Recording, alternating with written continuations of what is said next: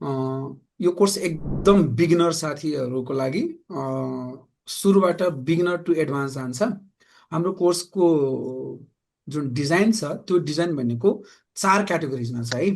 एउटा हजुरलाई चाहिँ एडमिनिस्ट्रेटिभ पार्ट हुन्छ, एडमिनिस्ट्रेटिभको कुराहरू हुन्छन्। अर्को सेकेन्ड पार्ट भनेको हामी डाटा कहाँबाट हेर्ने, र डाटा जुन डाटाबाट भोलि पर्सि एनालाइसिस गर्छौँ त्यो डाटाहरू कसरी फाइन्ड गर्ने हुन्छन् भने। थर्ड पार्ट चाहिँ एनालिटिकल पार्ट हुन्छन्। फोर्थ पार्ट चाहिँ हामी ओभरअल इकोनोमिक एनालाइसिस गर्छौँ र ओभरअल इकोनोमिक सँगसँगै हामी स्ट्राटेजीहरू बनाउँछौँ, लङ टर्म होल्ड कुन गर्ने, सर्ट टर्म। सो यसरी हाम्रो कोर्स चाहिँ जान्छन् 10 दिनसम्म। एकचोटि सर हाम्रो कोर्सको समरी हेरौँ है त। जस्तो सुरुमा तपाईँहरूको यो स्टक मार्केट के हो भन्ने कुरामा एडमिनिस्ट्रेटिभतिर जान्छन्, अलिकति तपाईँहरूको थियोरिटिकल पार्ट हुन्छन्। ल हेर्नुहोस्, स्टक मार्केटमा इन्भल्भ हुने कुराहरू पार्टिस स्टेक होल्डरहरू को हुन् र स्टक मार्केटमा तपाईँले जस्ट सेयर मार्केट भन्ने बित्तिकै सेयर मार्केटमा धेरै डाइरेक्ट रूपमा तपाईँको स्टेक होल्डरहरू हुन्छन्, फ्याक्टर हुन्छ। त्यो फ्याक्टरहरूको हामी एक्सप्लेनेसन गर्ने काम गर्छौँ। स्टक मार्केटमा छिर्नुभन्दा बिफोर र आफ्टर भनौँ न, एन्ट्री गरिसकेपछि र एन्ट्री भइसकेपछि, वा एन्ट्री गर्नुभन्दा अगाडि वा एन्ट्री भइसकेपछि दुइटै टाइममा कुन कुन रेगुलेटेड निकायहरूको बारेमा ध्यान गर्नुपर्छ, कुन कुन रेगुलेटेड निकायहरूको बारेमा अन्डरस्ट्यान्ड गर्नुपर्छ, र त्यो रेगुलेटेड निकायहरूले लिने डिसिजनले कसरी इम्प्याक्ट पार्छ स्टक मार्केटमा, इन्डिभिजुअल स्टकमा वा स्टक प्राइसमा भन्ने कुरा बुझ्छौँ। र एभ्री जुन रेगुलेटेड निकायहरू छ त्यो रेगुलेटेड निकायहरूको डिफिनेसनसहित त्यो साइडमा गएर हामीले के हेर्न सक्छौँ भन्ने कुरा बुझ्छौँ। अनि त्यसपछि स्टक मार्केटको फङ्सन्सहरू के हुन् भन्ने पनि बुझ्छौँ। अनि त्यसपछि स्टक मार्केटमा हामीले दुईवटा मार्केट भन्छौँ, प्राइमेरी मार्केट र सेकेन्डरी मार्केट। त्यो के हो भन्ने कुरा बुझ्छौँ, डिफिनेसन बुझ्छौँ। त्यसपछि स्टक मार्केटकै यो सबै के हो त, फर्स्ट पार्ट हो है, डेप्ट र इक्विटी के हो। अनि डेप्ट इक्विटीको डिफिनेसन बुझ्छौँ। डेप्ट इक्विटी कुनै पनि कम्पनीले डेप्ट कति बेला लिन्छ, इक्विटी कति बेला लिन्छ, जुन कि इक्विटी भनेको तपाईँको पार्ट अफ आइपिओ पनि हो है। अनि आइपिओ भने के हो, आइपिओ त तपाईँहरू के बुझ्नुहुन्छ भने सेयर आयो भने मात्रै बुझ्नुहुन्छ, तर आइपिओको डिफिनेसन डिफ्रेन्ट हुन्छ नि है। आइपिओ भने के हो, एफपिओ भने के हो, अनि त्यसपछि तपाईँको राइट सेयर के हो, राइट सेयर कसरी भर्नुपर्छ, राइट सेयर कुनको राइट सेयर लिने नलिने भन्ने कुरा हुन्छ। अनि यो तिनवटाको डिफिनेसन हुन्छ है।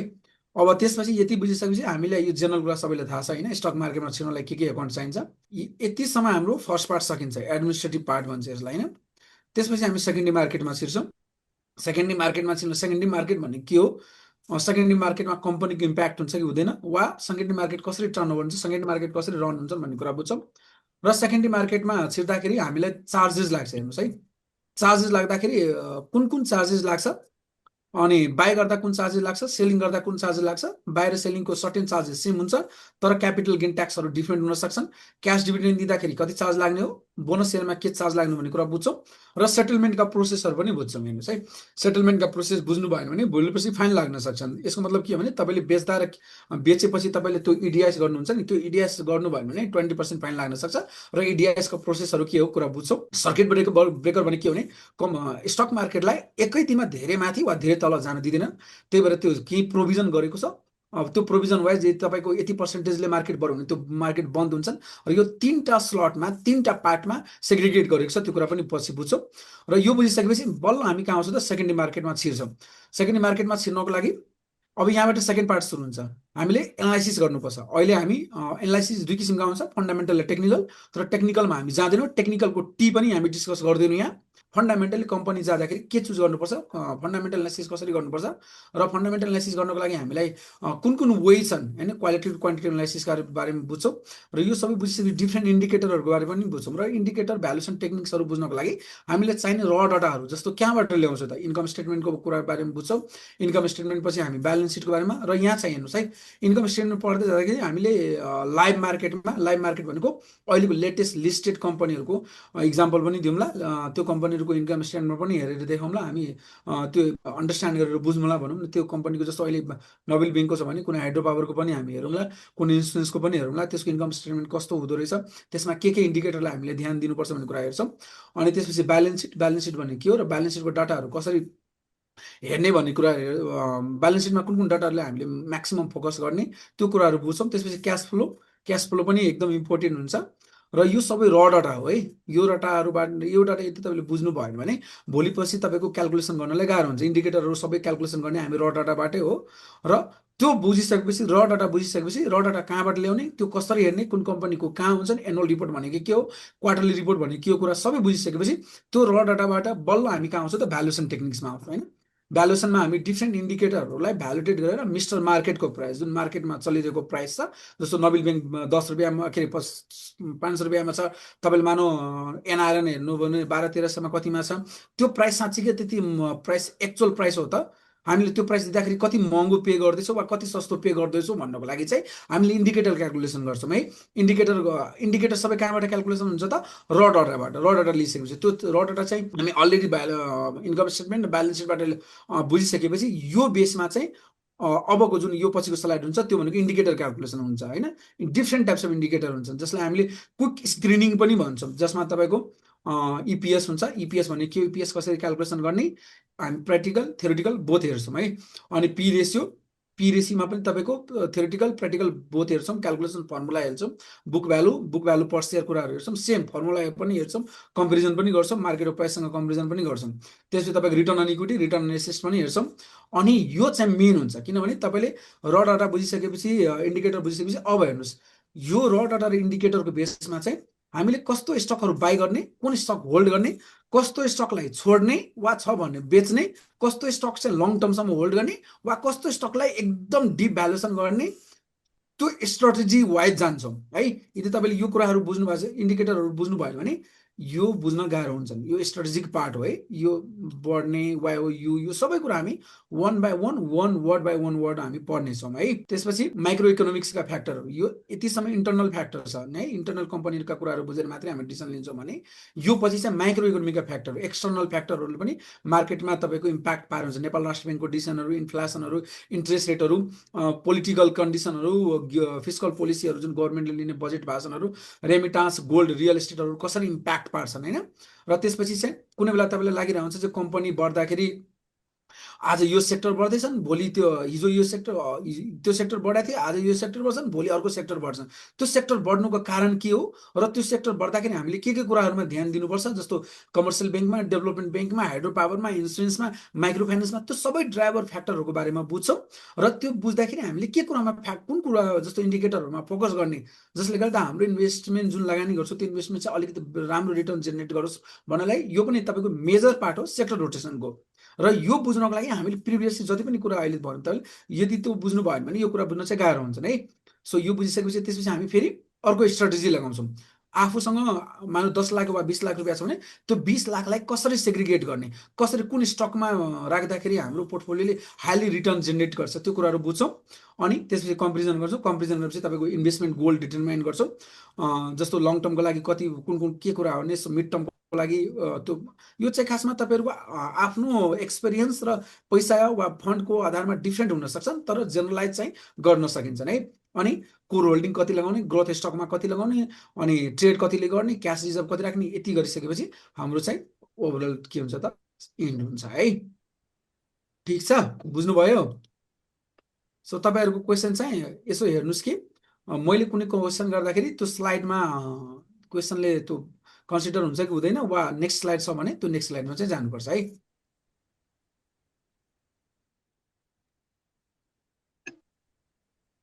बुझ्नुभयो?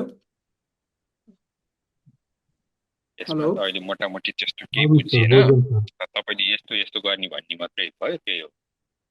होइन ठिक छ। भन्न खोजेको के हो भने एटलिस्ट हजुरहरूले चाहिँ के बुझ्नु पर्यो भने हामी बिस्तारै एबिसिडीबाट एउटा प्याराग्राफ लेख्न सिकेर सेन्टेन्स लेख्न सिक्छौँ। सेन्टेन्स लेख्न सिकिसकेपछि त्यसपछि प्याराग्राफ बनाउँछौँ, अनि मात्रै हामी बुकतिर जान्छौँ भन्ने जस्तै भयो। यो भने के हो भने तपाईँले बिस्तारै बुझ्नुहुन्छ। हामी वान ल्याडर भने जस्तै वान स्टेप अर्को स्टेप भएर जाने हो। सो यदि तपाईँले त्योभन्दा पछाडिको स्टेप बुझ्नुभयो भने अगाडिको स्टेप बुझ्न चाहिँ अलिकति गाह्रो हुन्छन् है सर म्याडमहरू। सो यदि केही बुझ्नु, हाम्रो जुन जस्तो मैले यो स्लाइड पढाउँछु भने यो स्लाइडमा यदि केही कन्फ्युजन छ भने प्लिज सोध्नु होला। र यो कोर्सलाई फर्मल वे भन्दा पनि इनफर्मल वेमै जान्छौँ हामी। यसको मतलब के हो भने तपाईँले यो छैन कि तपाईँले स्टक मार्केटसँग रिलेटेड वा सिलेक्सन रिलेटेड यो मात्रै सोध्न पाउनुहुन्छ भन्ने केही पनि त्यस्तो छैन। तपाईँको मनमा उब्जेका क्वेसनहरू जे पनि सोध्न पाउनुहुन्छ रिलेटेड टपिकभित्र। तर एउटा डिस्क्रिमिनेसन मैले के दिन चाहन्छु भने हाम्रो इन्डिभिजुअल स्टकको डिस्कसन हुँदैन है। कुन स्टक किन्ने कुन स्टक बेच्ने भन्ने कुरा चाहिँ हाम्रो डिस्कसन हुँदैन। तपाईँहरू आफैले फुल कोर्स पढिसकेपछि तपाईँहरूले त्यो डिसिसन आफै पनि क्यापेबल बन्न सक्नुहुन्छ त्यो डिसिसन लिनको लागि। सो यो कोर्स चाहिँ फुल्ली एजुकेसन पर्पजको लागि मात्रै हो। यहाँ हजुरहरूले कुनै इन्डिभिजुअल स्टकको बारेमा सोध्नुभयो भने म भन्दिनँ। इन्डिभिजुअल स्टकको बारेमा हामीले भन्न मिल्दैन। त्यो तपाईँहरूको आफ्नै रिस्क रिवार्ड रेसियोको आधारमा तपाईँको रिस्क लिने क्षमताको आधारमा हुने हो। सो त्यो इन्डिभिजुअल स्टक सोद्धाखेरि हामीले पढ्ने कुरालाई त्यहाँ गएर बरु इम्प्लिमेन्ट चाहिँ गर्न सक्नुहुन्छ। ठिक छ, ल अब अगाडि बढौँ है त। ल यो स्लाइड हेर्नुहोस् त हजुरहरूले, यो स्लाइडमा के हेरिराख्नु भएको छ भन्नुहोस् त। ल त एउटा कुरा है, तपाईँहरू चाहिँ के क्वेसनहरू गर्दाखेरि शान्त चाहिँ नबस्नु है। मैले सोद्धाखेरि प्लिज बुझ्नु भएको छ भने भन्नु होला, छैन भने सर यो भन्नुहोस्, यो बुझाएको छैन फेरि भन्नुहोस् भने टु वे कम्युनिकेसन चाहिँ होस् है। यसको मतलब के हो भने तपाईँहरूको टु वे कम्युनिकेसन भयो भने हाम्रो अलिकति इफेक्टिभ हुन्छ कि त्यो कम्युनिकेसन, अनि तपाईँहरू पनि बुझ्नुहुन्छ। 10 दिनमै सक्नुपर्छ भन्ने छैन है, मजाले बुझ्नु पर्यो। एभ्री डेको स्लाइड वान बाई वान सानोभन्दा सानो कुरा चाहिँ सोध्नु होला, केही फरक पर्दैन है। हेलो, यो स्टक मार्केट र शेयर मार्केटको डिफरेन्स चाहिँ के हो, एकचोटि बुझाइदिनुहोस् न। आएकै छैन, अब जाँदैछौँ। स्टक मार्केट र शेयर मार्केट भन्ने एउटै वर्ड हो कि, त्यसलाई सुरु भएकै छैन कि सर। ल 27 जना आउनुभयो, म फेरि भन्छु हजुरहरूलाई, त्यति बेला 23 जना मात्रै हुन्थ्यो, 4 जना बढ्नुभयो। हाम्रो क्लास फर्मल सुरु हुँदैछ है, सुरु भएको छैन है। सबै एउटै हो है। लेट्स बिगन द क्लास है। ल तपाईँहरू यसो हेर्नुहोस् त, मैले स्लाइड देखाएको छु। स्लाइडमा हजुरहरूले के हेरिराख्नु भएको छ, जे हेर्नु भएको छ, जे बुझ्नु भएको छ यो स्लाइड हेरेर त्यही भन्नुहोस् है। एकजनाले एक दुईजनाले भन्नुहोस् त के हेरिराख्नु भएको छ स्लाइडमा। यसमा एउटा बुल छ, एउटा बेरिसको छ इन्डिकेट, एउटा शेयर अपको छ ग्रीन देखाएको छ, अर्कोमा यो चाहिँ बुल्स भयो, यो चाहिँ बेरिस भयो, एउटा शेयर अपको भयो हैन अरु। अनि यसमा चाहिँ सर एउटा ग्रीन भनेको एडभान्टेज भन्नाले त्यो कोही शेयरहरू बढ्या छ, अनि रेड कलरको चाहिँ शेयर घटेको छ। अरु अनि यो साइडमा पनि त छ त टेक्निकल एनालाइसिसमा छ सर। अब डे वाइज भन्नाले टाइम वाइजमा छ, कति बेला बिक्यो कति बेला त्यो प्राइस डाउन भयो भनेर एउटा हिस्ट्री छ त्यो शेयरको, हिस्ट्री छ। ल अरु अब मैले यो देखाउनुको अर्थ के हो भने सुन्नुहोस् है, जेनरली 80% साथीहरू, बिगिनर साथीहरूले यसलाई नै स्टक मार्केट भन्छ हो।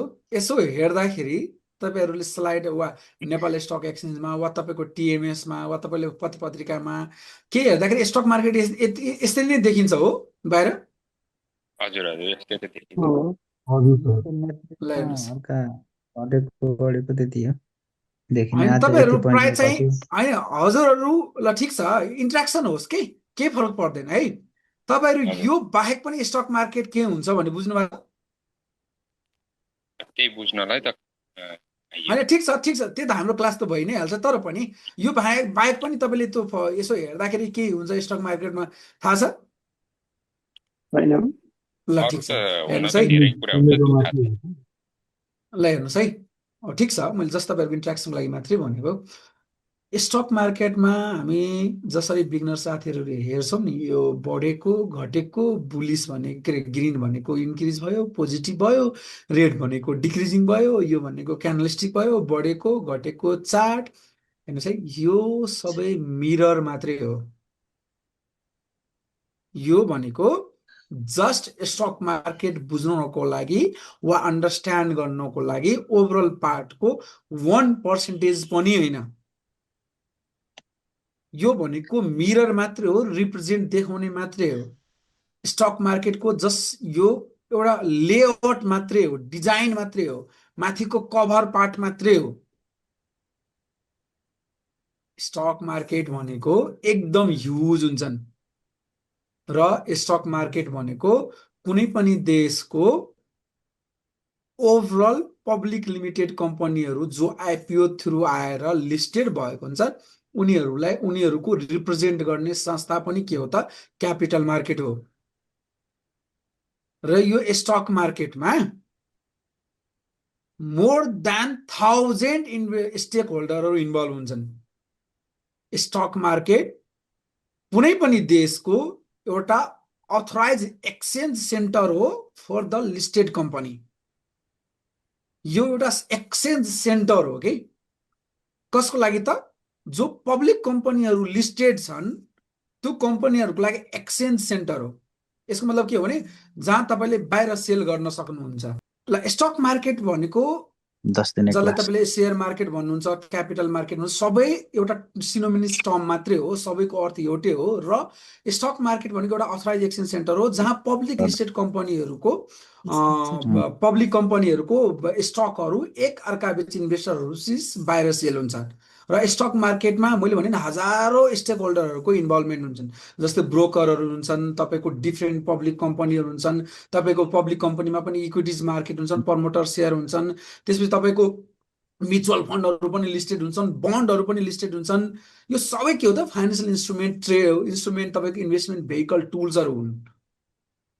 र स्टक मार्केटले त्यो सबै कम्पनीहरूको रिप्रेजेन्ट गर्ने एउटा संस्था पनि हो जसले त्यो कम्पनीहरूको ओभरअल पर्फर्मेन्सहरू अनुसार इन्भेस्टर बिच हुने ट्रेडलाई चाहिँ देखाउँछन्। र सबै देशमा चाहिँ यो अथराइज एक्सचेन्ज सेन्टर हुन्छन्। जस्तो भारतमा हेर्नु भने BSE बम्बई स्टक एक्सचेन्ज छ, नेसनल स्टक एक्सचेन्ज छ, अमेरिकामा हेर्नु भने अमेरिकन स्टक एक्सचेन्ज छ, चाइनामा चाहिँ चाइनिज स्टक एक्सचेन्ज छ, नेपालमा नेपाल स्टक एक्सचेन्ज छ। कुनै कुनै देशमा चाहिँ 2टा 3टासम्म पनि छ भने नेपालमा सानो मार्केट हुने भएको कारणले गर्दा, नेपालमा सानो तपाईँको पब्लिक लिमिटेड कम्पनी हुने कारणले गर्दा चाहिँ एउटा मात्रै नेपाल स्टक एक्सचेन्ज छ। र स्टक एक्सचेन्जले तपाईँको एउटा प्लेटफर्म प्रोभाइड गर्छ, कसको लागि त पब्लिक लिमिटेड कम्पनीहरूको लागि। जति पनि तपाईँको आइपिओ थ्रु आउने कम्पनीहरू हुन्छन्, जुन कम्पनीहरूले आइपिओ इस्यु गरेर आउँछ, त्यो सबै कम्पनीहरू त्यो अथराइज एक्सचेन्ज सेन्टरमा लिस्टेड हुनुपर्छ। त्यो लिस्टेड भइसकेपछि त्यो कम्पनीको सेयरहरू फ्रिक्वेन्टली तपाईँको बायर र सेलर बिचमा ट्रेड हुन्छ। र यो स्टक मार्केट भन्ने बित्तिकै तपाईँको कुन जस्ट एउटा स्टक मात्रै होइन कि त्यसभित्र लिस्टेड भएको सबै कम्पनीको रिप्रेजेन्ट गर्ने काम पनि गर्छन्। र स्टक मार्केटबाट बाहेकबाट हामीले पब्लिक लिमिटेड कम्पनी किनबेच गर्न सक्दैनौँ। यदि तपाईँको आइपिओ अथराइज स्टक एक्सचेन्जमा लिस्टेड कम्पनीहरू छ भने त्यो कम्पनीको सेयर चाहिँ हामीले त्यही स्टक एक्सचेन्जको जुन हामीलाई टिएमएस दिएको छ वा कुनै तपाईँको भनौँ न मिन्स अफ च्यानल छ, त्यो च्यानल बाहेक हामीले किनबेच गर्न मिल्दैन।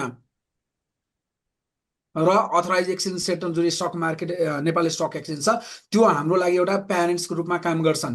यदि कुनै कम्पनीहरू जुन तपाईँको पब्लिक लिस्टेड कम्पनीहरू छन्, त्यो लिस्टेड कम्पनीहरू बदमासी गर्यो भने उनीहरूलाई डिलिस्टेड गर्ने, नयाँ कम्पनीहरूलाई लिस्टेड गर्ने सबै हेर्ने काम कसले गर्छ त नेपाल स्टक एक्सचेन्जले गर्छ।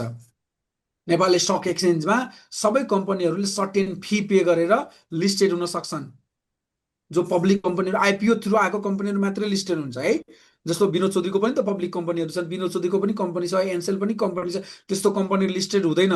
जो कम्पनीहरू आइपिओ इस्यु गरेर जारी गरेर आएको कम्पनी हुन्छन् त्यो कम्पनीहरू लिस्टेड हुनैपर्छ।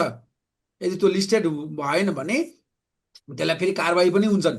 र त्यो कम्पनीहरूले लिस्टेड भएर पनि यदि रिपोर्टहरू पब्लिस गरेन, फुलफिलमेन्ट गर्नुपर्ने रेगुलेटेड निकायको जति पनि तपाईँको फर्मालिटिजहरू हुन्छ त्यो यदि फुलफिलमेन्ट गरेन भने त्यो डिलिस्टेड पनि गरिदिन्छन्। र डिलिस्टेड गर्यो भने हामी जस्ता इन्भेस्टरहरू जो त्यसको सेयर लिएको छन् त्यो इन्भेस्टरहरूमा किनबेच हुँदैन, पछि चाहिँ पब्लिक कम्पनीमा गएर हामीले कन्ट्याक्ट गर्नुपर्ने हुन सक्छन्। त्यो सबै कुरा हेर्ने काम कसले गर्छ नेपाल स्टक एक्सचेन्जले गर्छ। र नेपाल स्टक एक्सचेन्ज नै हो जहाँ तपाईँको कम्पनीहरूको प्राइस के हुन्छ त फ्लक्चुएटेड हुन्छन्। जति पनि तपाईँले हेर्नु भने सबै पार्टिसिपेट गर्ने काम कहाँ हुन्छ नेपाल स्टक एक्सचेन्जमै हुन्छन्। र सेयर मार्केट मात्रै नै यस्तो ठाउँ हो जहाँ तपाईँले 1000बाट 1 लाख 1 करोड पनि बनाउन सक्नुहुन्छ भने यदि तपाईँले राम्रोसँग नलेज लिनु भएन, राम्रोसँग तपाईँले अन्डरस्ट्यान्ड गरेर जानु भएन भने 1 करोडबाट 1000मा पनि आउँछन्। र यही अथराइज एक्सचेन्ज सेन्टरमा लिस्टेड कम्पनीहरूको बारेमा बुझ्नको लागि वा हामी जति पनि भनौँ तपाईँहरू आइपिओ यदि कुनै साथीहरूले आइपिओ भन्नुभएको थियो, आइपिओ पऱ्यो भने त्यो कम्पनी भोलिपछि नेपाल स्टक एक्सचेन्जमा लिस्टेड हुन्छन्। र लिस्टेड भइसकेपछि त्यो एकदम जेनरल पब्लिकको कम्पनी भयो।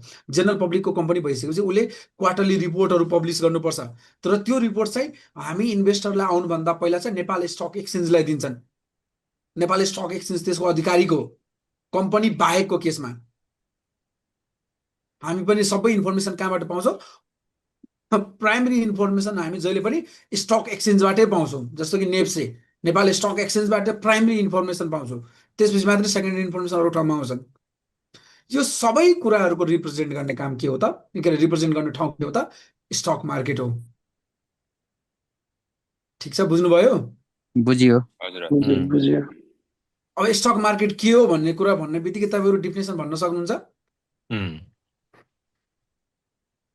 सकिन्छ यसमा के यो स्लाइडमा के कन्फ्युजन छ? छैन र सोध्न यही मिल्छ? यो मजाले सोध्न मिल्छ, नसोध्ने भने हुँदैन, यो सोध्नुहोस् जे आइपिओ मजाले। आइपिओको रिजल्ट आइसकेपछि लिस्टमा कति दिनभित्रमा आउने कस्तो छ प्रावधान? यसो त्यो भनेको 15 देखि 3 महिनाभित्र आउनुपर्ने हो होइन? यो 15 पार्ट देखि चाहिँ 3 महिना। यो पार्ट चाहिँ हामीले तपाईँले यहाँ सोध्नु भएको भए हुन त तपाईँ अहिले सुरुमा आउनु भयो होइन, त्यही भएर थाहा नहोला। यो आइपिओ पार्टमा चाहिँ अझ म डिटेलमा भन्छु है त। हुन्छ। ल यसमा अरू केही छ? सर यो स्टक मार्केटमा लिक्विडिटी भन्नाले चाहिँ के बुझिन्छ? हो, एकदम राम्रो क्वेसन। हेर्नुहोस्, स्टक मार्केटमा लिक्विडिटी भनेको के हो भने, हेर्नुहोस् है, यो मैले सुरुमै के भन्दा हजुरलाई, यो स्टक मार्केट हामीले हेर्दा सानो तर यो सबै कुराको इन्भल्भमेन्ट र रिप्रेजेन्ट गर्ने काम भएका कारणले गर्दा लिक्विडिटी भनेको के हो भने, जस्तो तपाईँले कुनै बिजनेसमा इन्भेस्टमेन्ट गर्दाखेरि, जस्तो हजुरले जग्गामा इन्भेस्टमेन्ट गर्नु पर्यो भने त्यसको टाइम कति लाग्छ भन्नुहोस् त? कम्तीमा पनि तपाईँले जग्गा खोज्नु पर्यो, हेर्नु पर्यो होइन? त्यो अनि त्यसमा ह्युज एमाउन्ट पनि लाग्छ, मानव 50 लाख 1 करोड, र त्यसलाई तुरन्तै बेच्न खोज्नु भयो भने, मानव आज तपाईँले किन्नुभयो 1-2 महिना 3 महिना बेच्न खोज्नु भयो भने, एउटा एप्रिसिएट प्राइसमा बेच्न खोज्नु भयो भने तुरन्तै बिक्छ त सर? अलिकति टाइम लाग्छ, इट्स टेक अ टाइम होइन? तपाईँको एजेन्ट खोज्नु पर्यो, लिने मान्छे खोज्नु पर्यो। तर स्टक मार्केट भनेको के हो भने, हेर्नुहोस्, हजुरले यहाँ 1000बाट पनि इन्भेस्टमेन्ट गर्न सक्नुहुन्छ र 1 करोड होइन, 1 अरब होइन, 100 अरब पनि लगानी गर्न सक्नुहुन्छ। र त्यो पैसा तपाईँलाई कन्भर्ट लिने, यदि मान्नु तपाईँले आज कुनै स्टक किन्नुभयो भने र मलाई 3 दिनमा आवश्यक पैसा भने तपाईँले 3 दिनमा आउने बित्तिकै पनि बेच्न सक्नुहुन्छ। एकदम लिक्विड छ कि, लिक्विड भनेको तुरन्तै कन्भर्ट हुने ठाउँ हो कि सर, त्यो एकदम लिक्विडिटी मार्केट हो कि। लिक्विडिटी भनेको तपाईँले भएसँग कुनै सामानहरूलाई तुरन्तै क्यासमा कन्भर्ट गर्ने कुरालाई बुझिन्छ कि लिक्विडिटी, बुझ्नुभयो? हुन्छ।